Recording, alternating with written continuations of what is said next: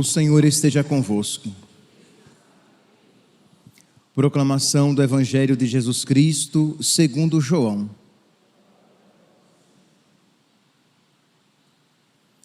Naquele tempo, disse Jesus aos seus discípulos: pouco tempo ainda e já não me vereis, e outra vez pouco tempo e me vereis de novo. Alguns dos seus discípulos disseram então entre si: o que significa o que ele nos está dizendo? Pouco tempo e não me vereis, e outra vez pouco tempo e me vereis de novo, e eu vou para junto do Pai. Diziam, pois, o que significa esse pouco tempo? Não entendemos o que ele quer dizer. Jesus compreendeu que eles queriam interrogá-lo, então disse-lhes: estais discutindo entre vós, porque eu disse: pouco tempo e já não me vereis, e outra vez pouco tempo e me vereis? Em verdade vos digo, vós chorareis e vos lamentareis, mas o mundo se alegrará. Vós ficareis tristes, mas a vossa tristeza se transformará em alegria. Palavra da salvação.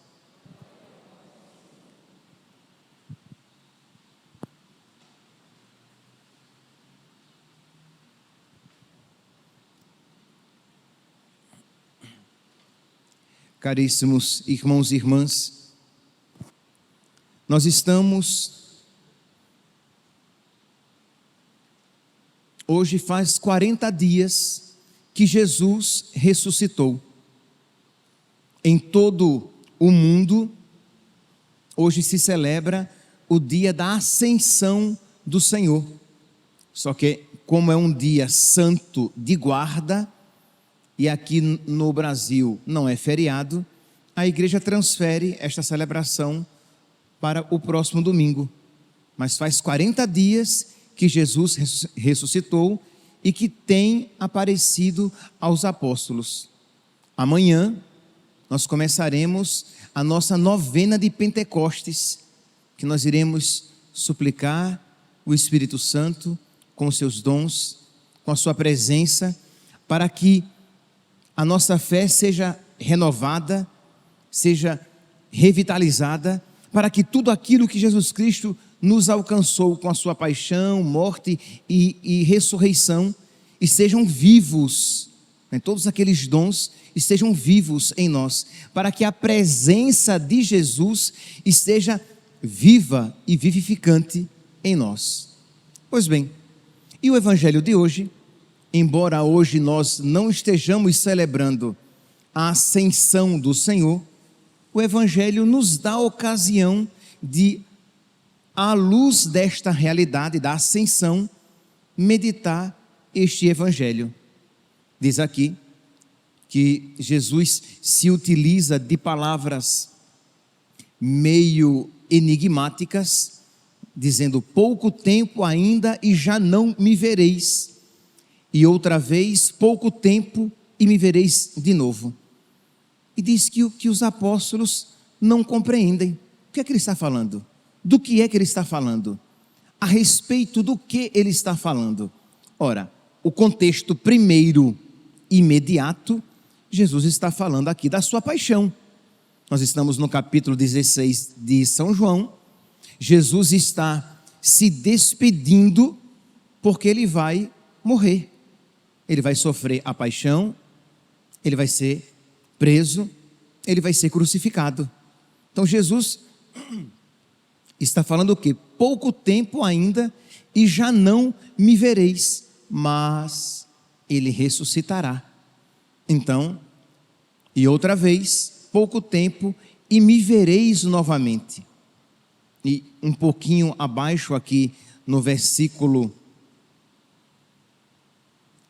19, no versículo 20, e Jesus continua: vós ficareis tristes, mas a vossa tristeza se transformará em alegria. Isto é, ele vai ser morto, ele vai ser preso, ele vai ser morto, ele vai ser crucificado, ele vai morrer, e os apóstolos vão se entristecer, mas a vossa tristeza se transformará em alegria quando eles virem Jesus ressuscitado. Aqui, digamos, é o primeiro sentido, o sentido histórico, mas que nós podemos fazer uma aplicação para essa realidade, este mistério, essa verdade que nós iremos celebrar, nós aqui no Brasil, neste próximo domingo, a ascensão do Senhor. Isto é, quando o Senhor diz, pouco tempo ainda e já não me vereis, Jesus está falando o quê? Que ele vai subir aos céus, e os apóstolos e os discípulos não verão mais Jesus. Eles serão privados da visão do Senhor. Eles não terão essa experiência física. E é claro que nós podemos aqui imaginar que isso causou tristeza.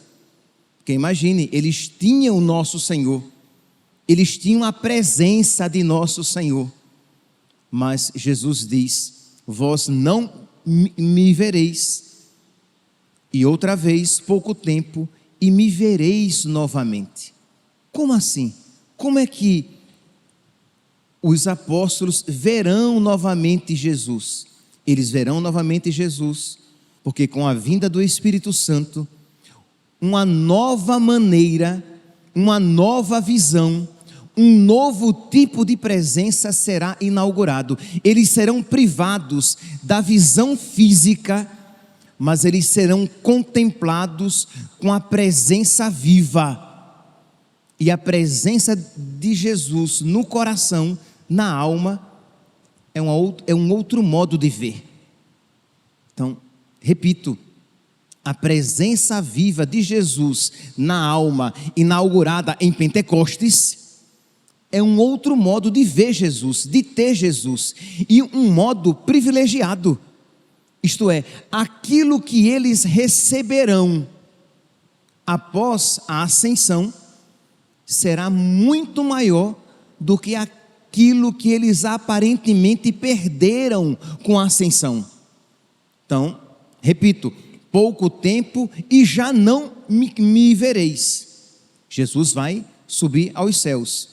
E outra vez pouco tempo e me vereis de novo. Esse modo de ver, esse novo tipo de presença que será inaugurado em Pentecostes.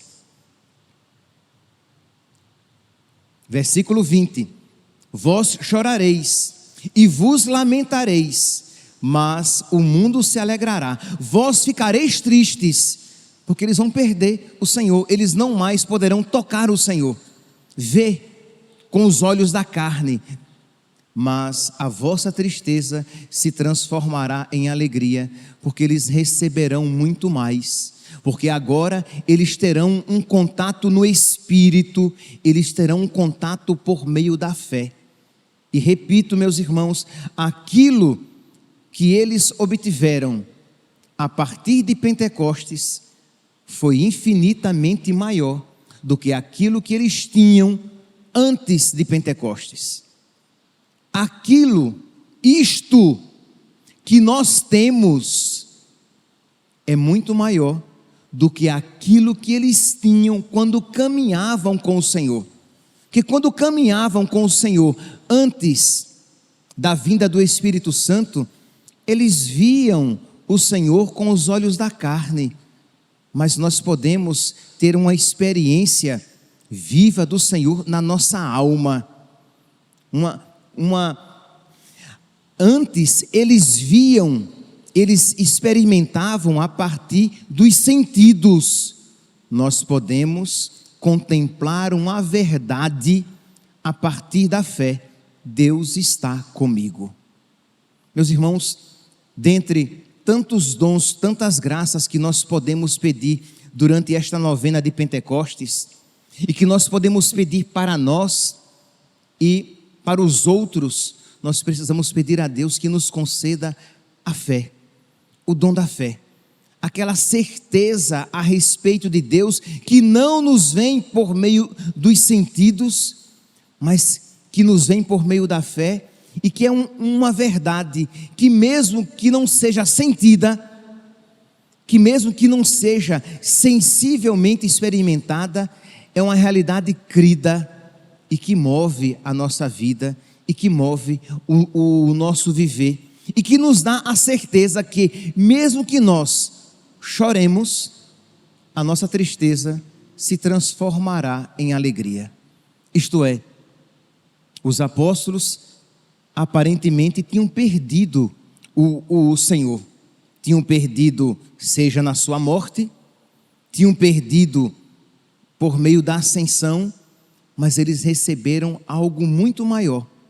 Assim somos nós. Quando nós cremos em nosso Senhor, quando nós estamos com a nossa realidade espiritual viva, quando nós estamos com o nosso organismo espiritual vivo, isto é, você está em estado de graça, você tem vida de oração, mesmo que não deveria, mas mesmo que seja uma pequena vida de oração, mas você está em estado de graça, você tem vida de oração, você recebe os sacramentos. Ora, esta palavra, ela pode se realizar na sua vida, isto é, você pode chorar, mas a sua tristeza vai se transformar em alegria, e nisto você crê, não porque você sinta, mas porque você sabe, é uma verdade contemplada pela fé, tudo concorre para o bem dos que amam a Deus,